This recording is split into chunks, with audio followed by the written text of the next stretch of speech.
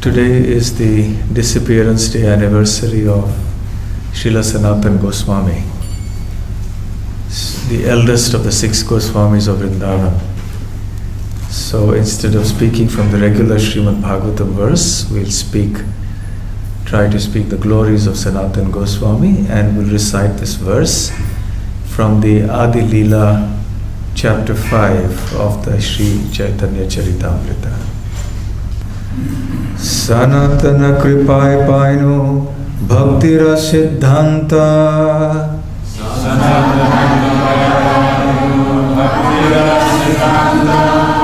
Shri Rupa Kripai Paino Bhakti Rasamrita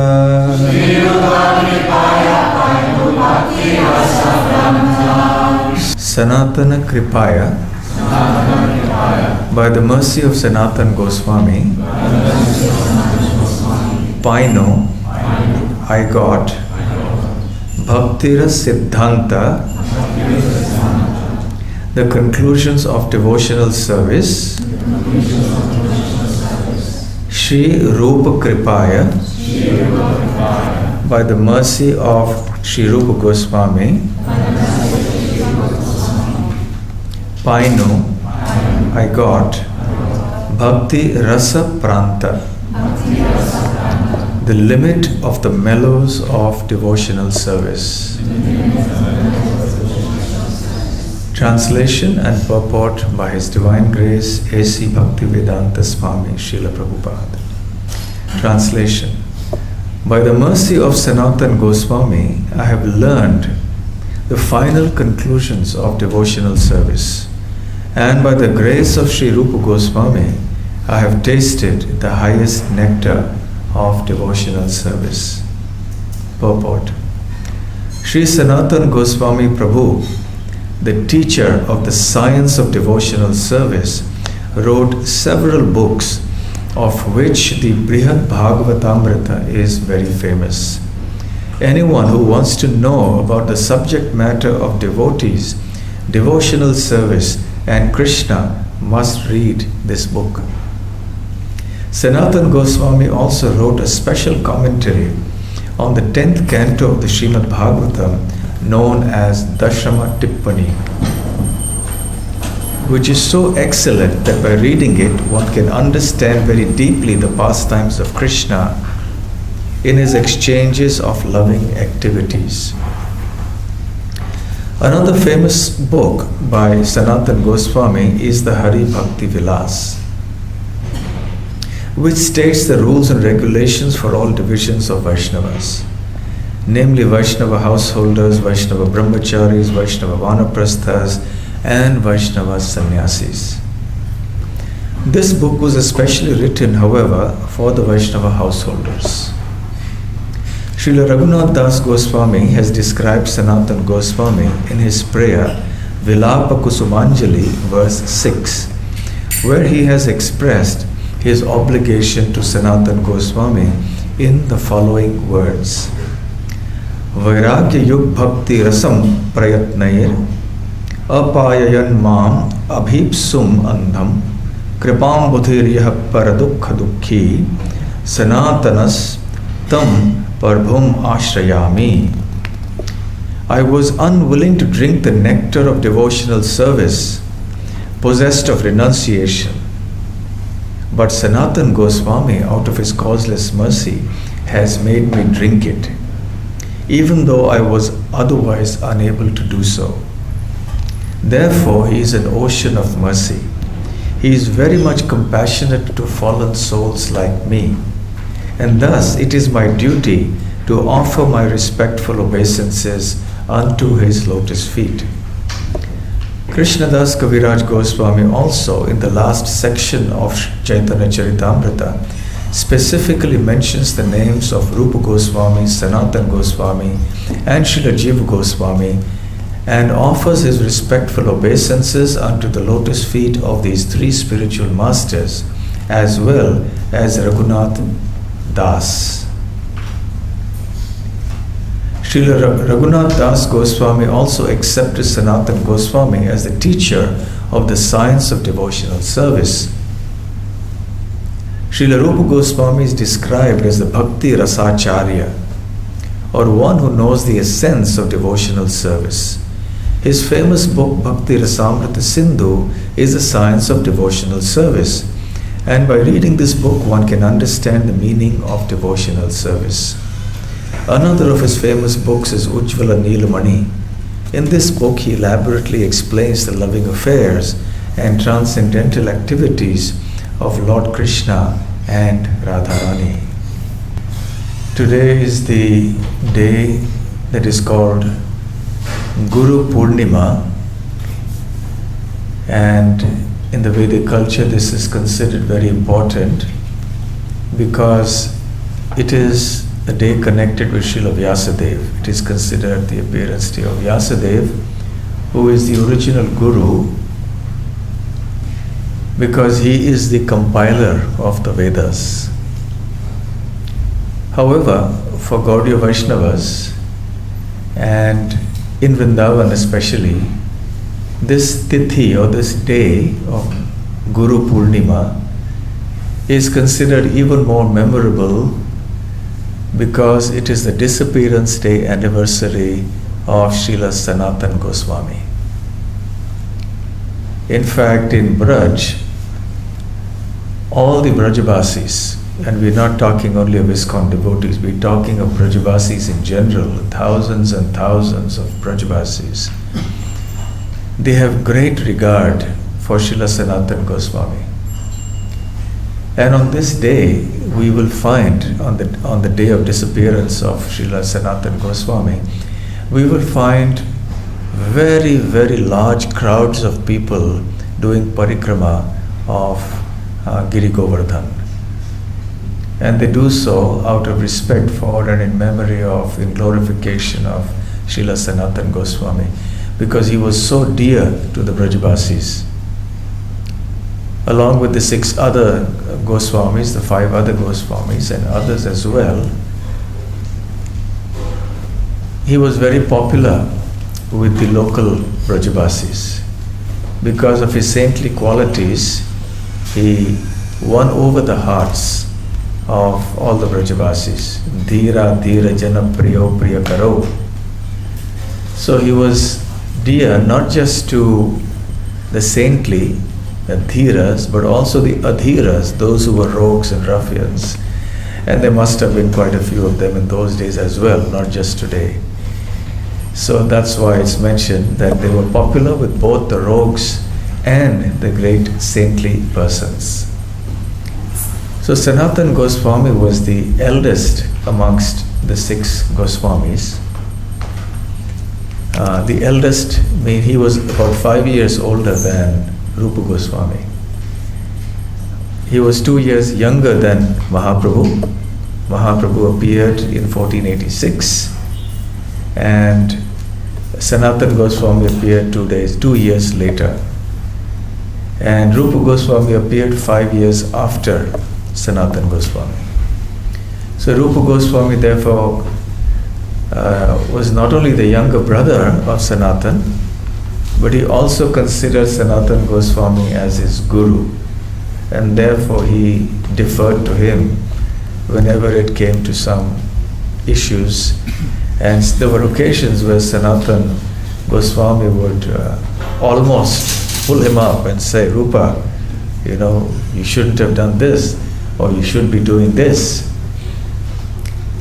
So even though we are called Rupanugas, the followers of Rupa Goswami, in particular out of the 6 Goswamis, but Sanatan Goswami also has a very, very important role to play for all of us. As Srila Prabhupada says here in the purport, that Srila Sanatan Goswami is considered or is described as the Siddhantacharya, because he gives us the essential conclusions of devotional service. As Krishnadas Kaviraj Goswami has mentioned here, Sanatana Kripaya Painu Bhaktira Siddhanta. After Kaviraj Goswami came to Vrindavan from Bengal, having been instructed by none other than Nityananda Prabhu in his dream to do so, he speaks these verses and he mentions that it is by the mercy of Srila Sanatan Goswami that I got the final conclusions of devotional service. Siddhanta, we all hear this word very often. Siddha means perfection, perfect. Anta means conclusion. So the conclusions, the perfect conclusions, or the ultimate end of the conclusions of something. So the Siddhanta of Bhakti was given by Srila Sanatan Goswami. And the conclusions of Rasa, or the knowledge of Bhakti Rasa, the transcendental mellows of devotional service, was specifically taught by Srila Rupa Goswami. So Srila Kaviraj Goswami expresses his gratitude to these two transcendental brothers, Sanatan Goswami and Rupa Goswami. He is also described by our acharyas, Srila Sanatan Goswami that is, to be the Siddhanta Acharya, which means he is the Sambandha Acharya. As we all know, Mahaprabhu has taught that the Vedic knowledge can be understood in three phases: Sambandha, Abhideya and Prayojana. So Sambandha establishes the relationship of the living entity to Krishna. It gives us an understanding of who Krishna is, who we are, what our relationship with Krishna is. And simultaneously we also hear about the material world and what the relationship of the material world is to Krishna and to the living entity. So this roughly, approximately constitutes a Sambandha Gyan. So Srila Sanatan Goswami is considered the deity or the worshipable guru of Sambandha Gyan. And the deity for Sambandha Gyan is Madan Mohan, who was the worshipable deity of Sanatan Goswami. So he has written many books.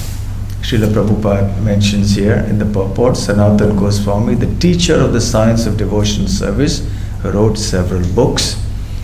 Amongst them, the Brihad Bhagavatamrita, the Dashama Tippani, the commentary on the 10th canto of the Srimad Bhagavatam, and also the Hari Bhakti Vilas.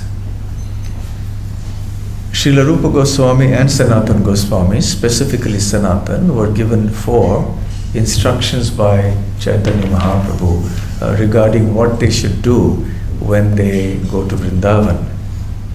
One was to excavate and identify the lost pastime places of Krishna. Number 2, to study the Vedic scriptures and to extract the devotional conclusions and write books on them. Third, to establish temples of the Lord and the worship of the deity. And fourth, to write a manual about how a Vaishnava should live, what a Vaishnava should do, should not do, what should be the lifestyle of a Vaishnava, how should a Vaishnava worship and perform activities of devotional service. So Sanatan Goswami and the other Goswamis along with him did an admirable job, a wonderful job to execute the orders of Sri Chaitanya Mahaprabhu. In the text, Sri Gauda Ganodesha Deepika of Kavi Karnapur, Srila Sanatan Goswami has been identified as a Manjari called Rati Manjari, who is very, very dear to Sri Rupa Manjari. Rupa Manjari in Krishna Leela has come as Rupa Goswami, and Rupa Manjari's very dear associate Rati Manjari has come as Sanatan Goswami. Gaudiya Vaishnavas also consider Rati Manjari, another name for Rati Manjari, to be Lavanga Manjari. Srila Krishnadas Kaviraj Goswami also mentions that one of the 4 Kumaras, Sanatan Kumar, also entered into the body of Sanatan Goswami to fulfill a certain purpose. So Sanatan Goswami, as the other Goswamis there, they're eternal associates of Krishna.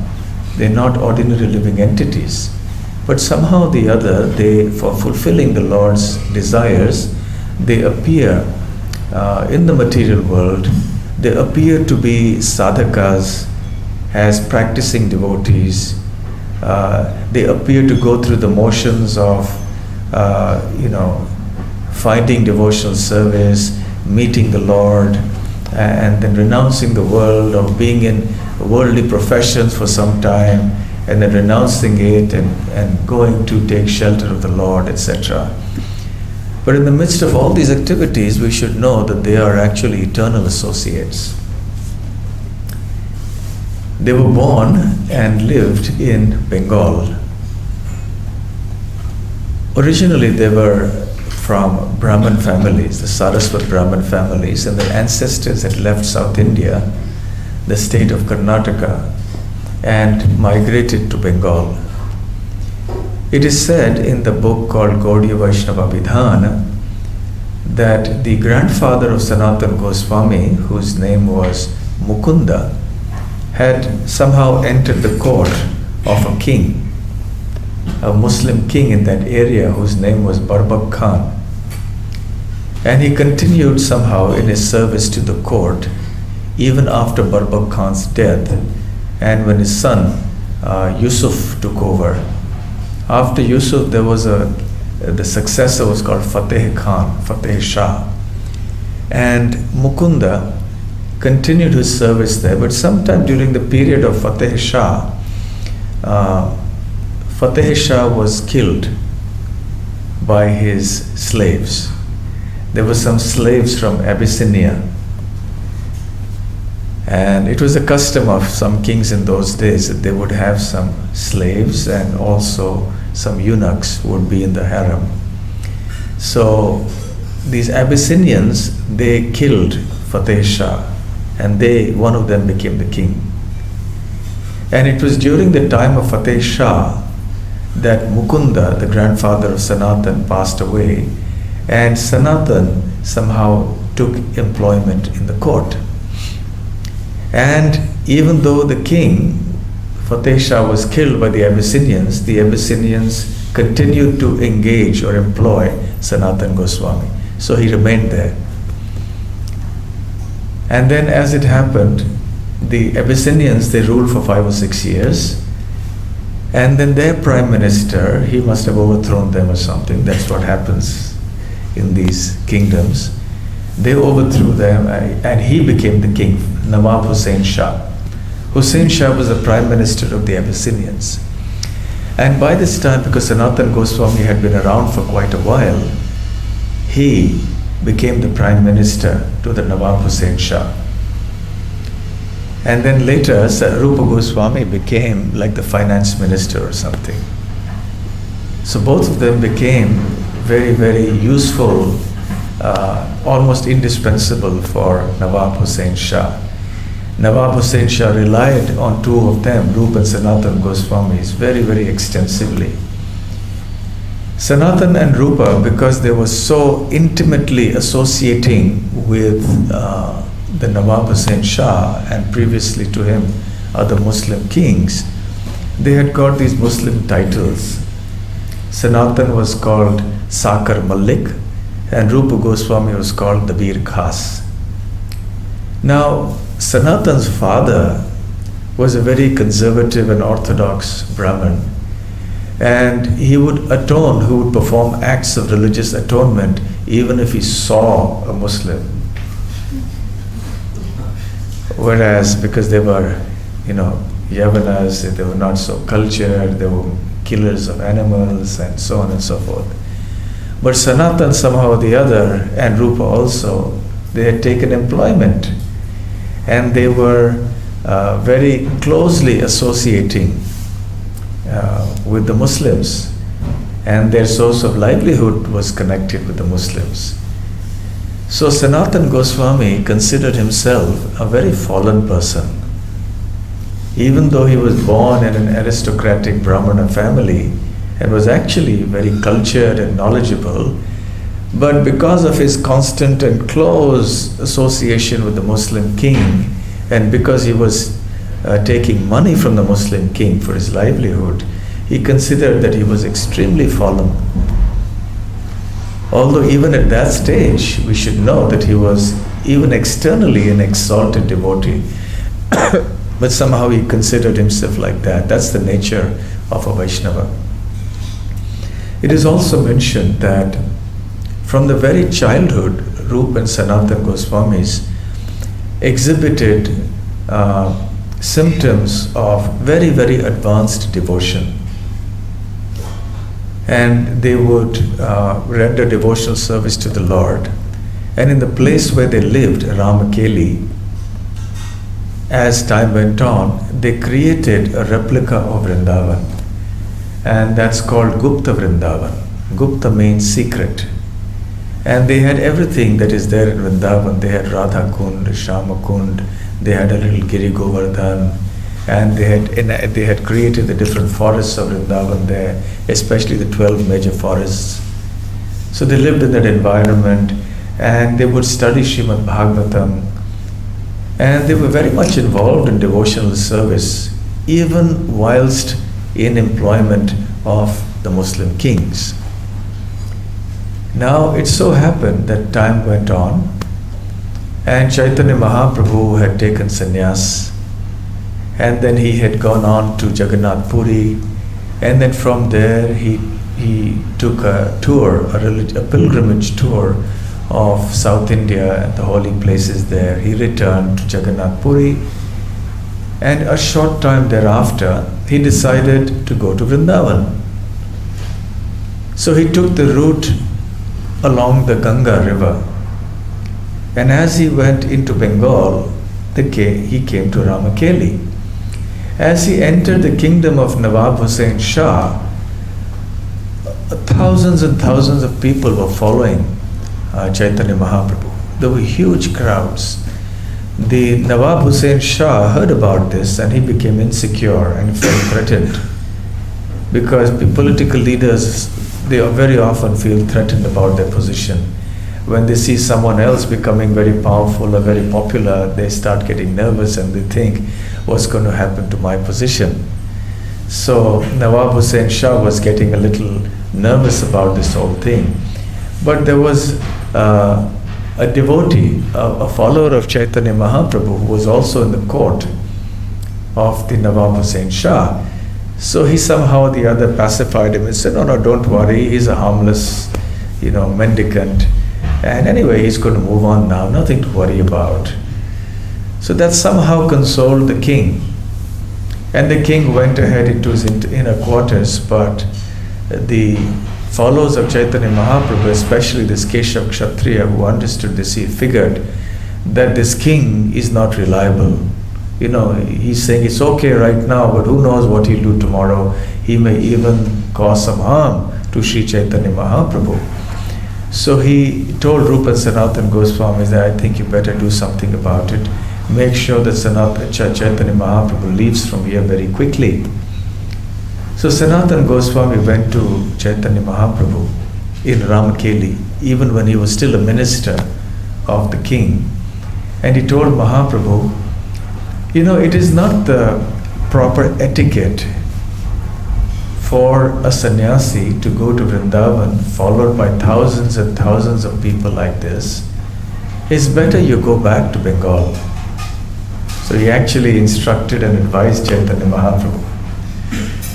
And of course, this was in accordance to the Lord's plan, because the Lord eventually had something to accomplish. So anyway, Mahaprabhu heard that, and he went on. He moved on but towards Vrindavan. He didn't immediately turn back towards Puri. He continued on and reached a place called Kanai Natshala. Any one of you has been to Kanai Natshala? Ramakeli? Kanai Natshala, you've been there? Ramakeli. And that is at Kanai Natshala, really. And a little further on is Kanai Natshala. It's a beautiful place. It's a place where in the Chaitanya Charitamrita it is described that Chaitanya Mahaprabhu saw Krishna. So it's on a hill and just overseeing the Ganga, a very, very beautiful sight. So Chaitanya Mahaprabhu went up to that point and then reflected on Sanatan Goswami's advice. And then he decided, actually Sanatan's right. I shouldn't go ahead like this to Vrindavan with thousands of followers. I should just turn back and go to Puri. So he turned around and went back to Puri, heeding the advice of Sanatan Goswami. Now, when Mahaprabhu was at Ramakeli, he had such a profound influence on Sanatan and Rupa Goswamis that from that moment on, there was no looking back. They resolved that they would take to a life of renunciation, that at the earliest available opportunity, they would leave their worldly occupation with the king and they would renounce the world and go to Vrindavan and serve Sri Chaitanya Mahaprabhu. It was during his Mahaprabhu's visit to Ramakeli that he gave them the names Rupa and Sanatan. The Veer Khas he called him Rupa, Sri Rupa. They became Goswami later, officially the title. But he called him Sri Rupa. And to Sanatan and to Sakar Mallik he said, you are Sri Sanatan. So he renamed them, gave them auspicious names. And then Mahaprabhu returned.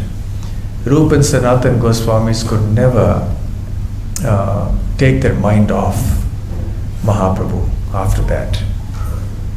Earlier also, when Sanatan was much younger, he had dreamt of a Brahmana boy coming in his dream and giving him a book, the Srimad Bhagavatam, and telling him, this is a very holy book, you please study this book. And the next morning, when he woke up, and then in the dream actually he lost sight of the book as well as that Brahmana. The next morning, however, soon after he woke up, a Brahmana came to his house and actually gifted him the Srimad Bhagavatam and requested him to study it. And Sanatan Goswami began a very intensive study of the Srimad Bhagavatam. And even after Chaitanya Mahaprabhu's departure, when Rupa Goswami left to go to Vrindavan and Sanatan was alone, he continued studying the Srimad Bhagavatam. He stopped going to work. He made his application for sick leave. Sometimes our devotees do the same when they have to go for some temple services or some other thing. They put in a sick leave application and then they skip work. So Sanatan Goswami also, well, I think what devotees do somewhat in parampara. Not that I'm encouraging devotees to falsely claim things in the place of work. Jai Shri Shri Radha Gokulananda ki Jai, Shri Shri Sita Ram Lakshman ki Jai, Shri Gaur Nitai ki Jai. So he put in a sick leave application and he stayed back. But he was only studying the Srimad Bhagavatam. He had engaged some brahmanas to come and recite, and he would discuss Srimad Bhagavatam all day long with them. The Nawab, the king, got suspicious. He says, quite a few days have elapsed and Sanatan Goswami hasn't come. Is he really sick? So he sent somebody to check him out. And then he found that Sanatan Goswami was hale and hearty, but he was engaged in the deep discussions on the Srimad Bhagavatam with an assembly of brahmanas. So the Nawab was enraged and he called Sanatan and threatened him. He pleaded with him emotionally first, and when that didn't work, then he threatened him. And finally he even imprisoned him. So Sanatan Goswami tried to bribe his way out, because ultimately the jailer was the one he had appointed, because he had been the prime minister, the king. So, but nevertheless now the jailer was under the instructions from the Nawab to ensure that Sanatan would remain incarcerated. So Sanatan Goswami tried many tricks. He said, I was the one who employed you, and I've been unjustly imprisoned, it's not proper, please release me. And the jailer wasn't convinced, and Sanatan said, I'll give you a little bit of money. He wasn't convinced. He said, I'll give you 5,000 coins. It wasn't convinced. Finally, 7,000 gold coins. That clinched the deal.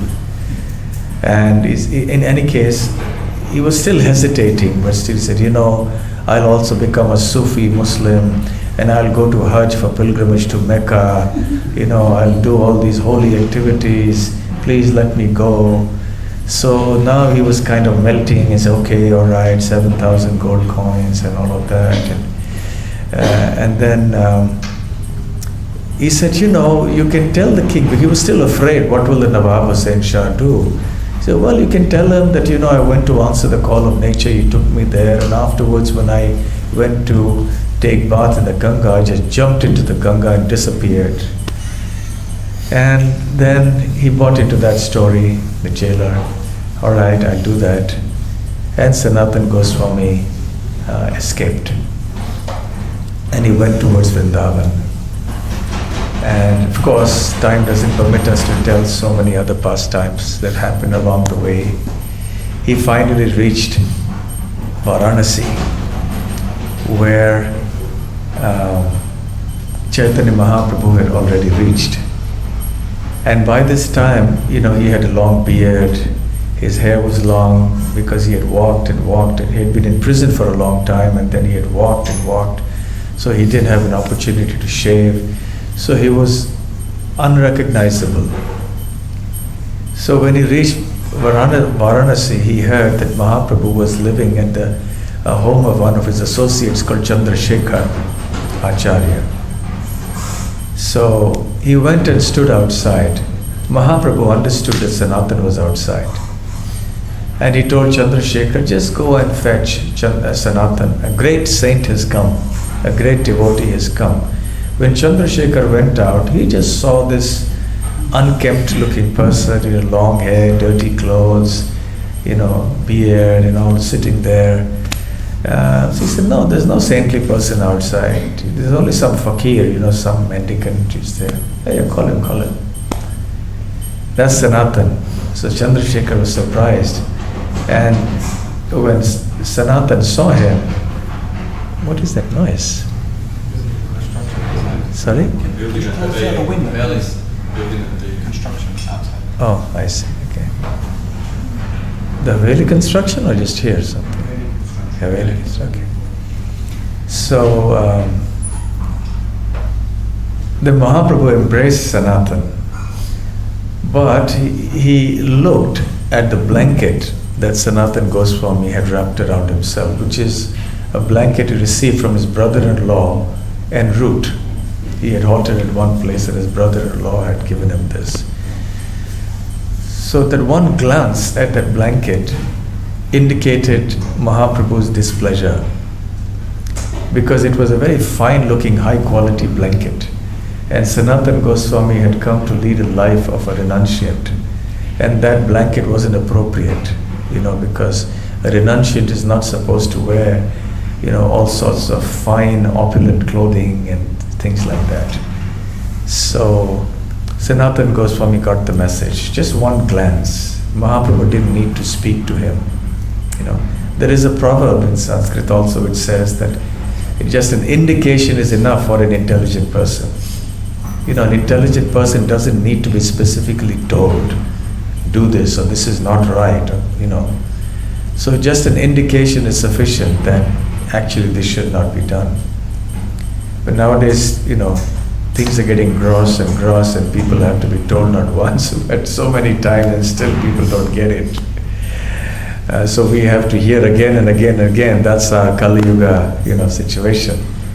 So Sanatan went to the banks of the Ganga in Varanasi, and there was a poor mendicant there who had a torn quilt. And Sanatan says, oh, you have such a wonderful quilt, why don't we exchange these quilts? So the mendicant thought Sanatan was pulling his leg. He says, you must be joking. He said, no, I'm not joking, give me that torn quilt. So the mendicant was happy to do that. And then Chaitanya Mahaprabhu later saw this torn quilt around Sanatan and he was very happy. And he said, yes, that is really nice. And he expressed his pleasure also just by his glance. So Mahaprabhu's pleasure and his displeasure was understood simply by Mahaprabhu's glance. And it was in Varanasi that Mahaprabhu taught Sanatan Goswami the science of devotional service for 2 months. Long time. To Rupa Goswami in Prayag, Allahabad, he taught for 10 days. But for Sanatan for two months. Therefore, the teachings to Rupa Goswami, known as Rupa Shiksha, are shorter. They are only for a part of the 19th chapter of the Madhya Leela in the Chaitanya Charitamrita. But the teachings to Sanatan Goswami span a couple of chapters, several chapters. So it was much longer. And they contain teachings in great depth about Krishna, about Vrindavan, about the spiritual world, about devotional service, about the glories of devotees, and many, many other topics. In his Dushtamana prayers, Srila Bhaktisiddhanta Saraswati Thakur admonishes his own mind. He's actually teaching us how we should admonish our mind. And he says, "Oh, wicked mind, instead of thinking of this and that, you just focus your mind on the teachings of Sri Chaitanya Mahaprabhu to Sanatan Goswami, famously called the Sanatan Shiksha." Then after that, Mahaprabhu instructed Sanatan to go to Vrindavan. And he did that. He met Subudhi Rai. Subudhi Rao escorted him around all the different forests of Vrindavan and Radha Kund, Shama Kund, etc. When Sanatan arrived in Vrindavan, he heard that Rupa Goswami, along with their younger brother Anupam Malik, had just left Vrindavan after completing his tour, and he had gone back to Bengal. So after Sanatan Goswami finished his tour, he went to Jagannath Puri to associate with Sri Chaitanya Mahaprabhu. And along the way, he contracted some kind of a disease, skin disease, maybe because he drank some water which was contaminated. And his body was full of these sores that were oozing pus. And it was very painful and uncomfortable. When he reached Jagannath Puri and he met Mahaprabhu, Mahaprabhu embraced him. And he turned away. Sanatan Goswami was feeling extremely embarrassed and awkward because, he had pus on his body, and here was Mahaprabhu was embracing him, and the pus from his body was coming onto Mahaprabhu's body. And Sanatan was feeling terrible. He said, "My Lord, please, please stay away from me, stay away from me." But Mahaprabhu considered Sanatan's body to be like nectar. In fact, Sanatan had contemplated committing suicide because he said, "This body has become so useless. It can't be used in the service of the Lord in this condition. So what's the point? Might as well commit suicide." Mahaprabhu understood the heart of Sanatan, and even before Sanatan could even say anything about his intentions, Mahaprabhu reprimanded him and said, "Sanatan, you've already surrendered to me, you've given up this body to me, your mind. How dare you think of giving it up? It's not your property. What kind of a gentleman would try to take back something that he's already given to somebody else? You've given your body to me, it's not yours anymore. So what right do you have to think of destroying this body?" And Sanatan, if one could obtain Krishna by committing suicide, I would have committed suicide millions of times. But one can't obtain Krishna by committing suicide. One obtains Krishna by performing devotional service. So Sanatan understood Mahaprabhu has not approved of my idea to commit suicide. It was an understatement. And then Sanatan stayed on. He in Puri for 1 whole year he stayed actually. And he got a lot of intimate association there. Sanatan was so humble, that Kaviraj Goswami says that Mahaprabhu taught humility through Sanatan and Rupa Goswamis. He taught forbearance, tolerance through Haridas Thakur. He taught detachment through Swarup Damodar Goswami. He taught the glories of the holy name through Haridas Thakur. He taught how to conquer lust through Ramananda Rai. And in this verse, as we hear, he taught the final conclusions of devotional service through Sanatan and about Rasa Tattva through Rupa Goswami. So the humility of Sanatan was found to be heartbreaking by Mahaprabhu. Mahaprabhu couldn't bear to see that humility. And therefore he wouldn't even go near the Jagannath temple out of fear that he would touch one of the pujaris who was going in for the service to the deity. And he would be content with meeting Mahaprabhu because he understood Mahaprabhu is not different from Jagannath who is inside the temple. And like Haridas Thakur and Rupa Goswami who came there at other times, Haridas was there. He would look at the chakra, the Sudarshan chakra on top of the temple of Lord Jagannath.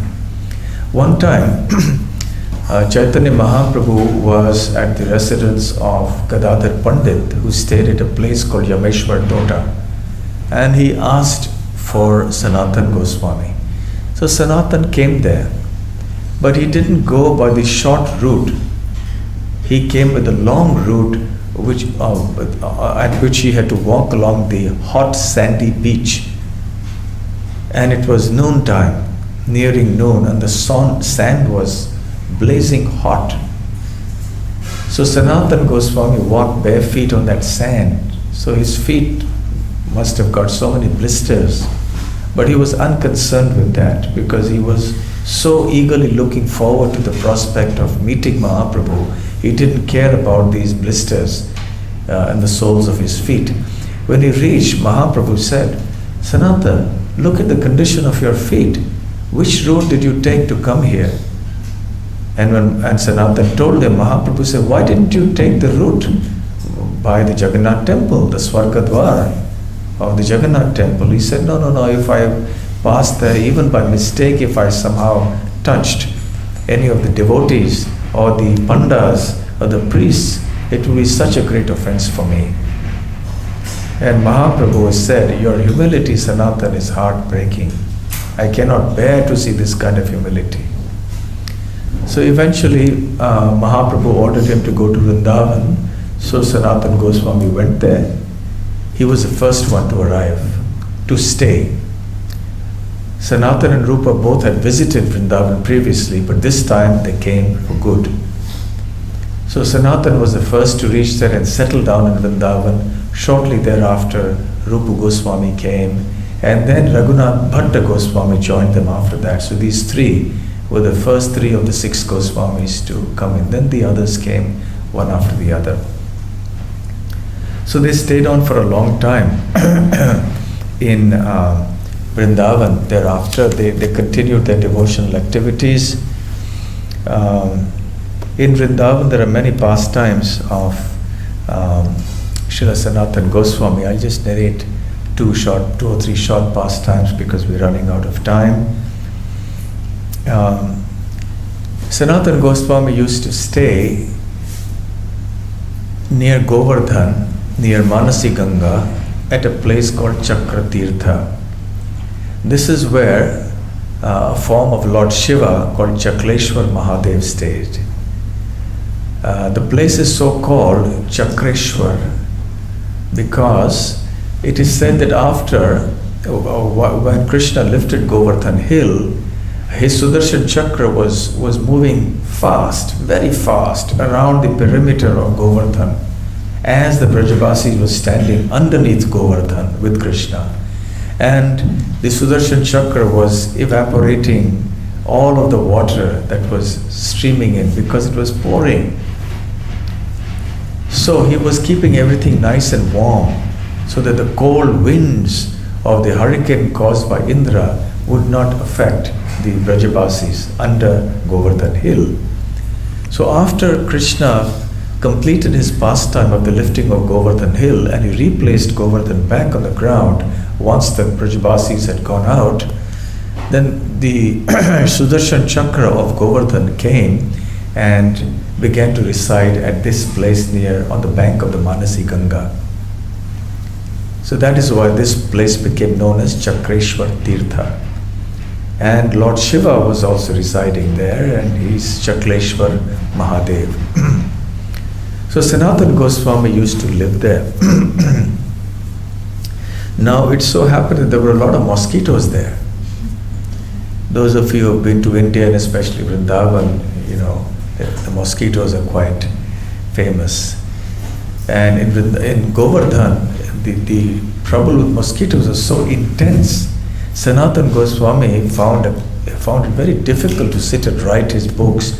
He found it difficult to sit and do his bhajan, his chanting, because the mosquito was just biting him like anything. So he decided to leave that spot and go to another place. And Lord Shiva didn't want to lose his association, because Lord Shiva was there in the form of his deity. So he appeared to him in the form of a dream, in the dream as a form of a Brahmana, and said, "Please don't go, Sanatan. From tomorrow you will not be troubled by the mosquitoes." And indeed, the next day onwards, somehow or the other, the mosquitoes didn't come at that place. Somehow, Lord Shiva must have used his, must have pulled rank or used his influence with the demigod in charge of mosquitoes, and said, "You better control these mosquitoes. Don't, this is the great devotee Sanatan. Don't trouble him." So in any case, the mosquitoes stopped. And till today, the Brajavasis say that at that spot you won't be troubled by mosquitoes. I don't know, maybe if we go, we may get bitten, but at least Sanatan Goswami had complete freedom from mosquitoes from that day on. So he would sometimes also, he would do parikrama every day of Govardhan. And this went on till his old age. And when he became very old, and he was still doing the parikrama, at one point he was so tired, he was just resting at one place. And this beautiful looking cow, this cowherd boy of Govardhan came to him, and he started fanning him to relieve him of his fatigue. And then this boy went on top of Govardhan, and he came back with a shila, a stone, Govardhan shila, and said, "See, this is the lotus foot imprint of Krishna. So this is not different from Govardhan. You're getting so old. So you please just circumambulate this stone, and it will be as good as circumambulating the entire Govardhan hill." So from that day on, Sanatan Goswami, who couldn't just walk all the way around Govardhan, used to do parikrama of this shila. That shila is said to be in the Radha Damodar temple. And one time when Sanatan would also go to Pavan Sarovar, which is near Nandagram, and he had and Krishna, it is said, appeared there in the form of a cowherd boy and gave him some milk to drink, and he also instructed him to build a little hut for himself to perform bhajan, the bhajan kutir. So Sanatan did that, and he used to chant the holy names, write his books, and meditate on Krishna's pastimes at the Pavan Sarovar. So those of you who have gone to Pavan Sarovar in Braj will have seen his place, Sanatan Goswami's place. Rupa Goswami also used to be there. One time, Rupa Goswami invited Sanatan Goswami for prasadam, and when Sanatan Goswami went there, he had a grand feast of sweet rice. And it was delicious, nectarian. And Sanatan asked Rupa, "Where did you get all the ingredients? We are mendicants here, we go and beg madhukari. We just take sometimes some chickpea flour with some Yamuna water. Sometimes if you're lucky, we get some roti, some chapati from the Brajavasis. But you're giving you all this, where did you get all this sugar and all the milk and this rice, fine quality rice?" He said, "This little girl, she just came up to me and gave me all the ingredients." And when he asked for the description, Sanatan understood that this was Radharani. And he admonished Rupa. He said, "Rupa, what are you doing? We are here, we are servants of Srimati Radharani and her servants. How can you accept service from her? That's not good." We have not come to Vraja to accept Radharani's service. So Rupa Goswami saying he was feeling very embarrassed about it and apologetic. And Sanatan said, henceforward, don't accept offerings that these little girls will come and give you. Because they were obviously gopis and so on. So anyway, he stayed on like this and he performed many, many pastimes. The other Goswamis were also there. They would meet together. Sanatan, being the eldest, obviously had great influence on the other Goswamis. And it was on this day that Sri Sanatan Goswami departed from this world and rejoined the pastimes of Krishna in Goloka Vrindavan. Today also is the day when we officially start the Chaturmasya. There are some Vaishnavas and others, and non-Vaishnavas as well, for whom Chaturmasya began some days ago on Ekadashi, which was called Shayana Ekadashi. That is the Ekadashi on which it is said that Lord Vishnu on the milk ocean goes to sleep. His sleep is of course not like our sleep, it's Yoga Nidra. He is fully conscious and aware even though he's sleeping. So Lord Vishnu goes to sleep on the milk ocean for 4 months. And these 4 months are the Chaturmasya. Chatur means 4, Masya means month. And he wakes up in the Ekadashi in Kartik called the Prabodhini Ekadashi or the Utthana Ekadashi. That's when he wakes up. So the 4-month period of Chaturmasya. So for some people it begins on Ekadashi, but as Gaudiya Vaishnavas we follow it from this Purnima. So Purnima to also our calendar ends on Purnima, Purnimanta calendar. So for us Chaturmasya begins today. So those of you who would like to follow Chaturmasya, and I'd encourage you to do that. We know we have these forbidden items in each month. And in this month the forbidden item is green leafy vegetables. So we avoid them in this month. And each of the other subsequent 3 months we have other items that have to be avoided. So that month starts today.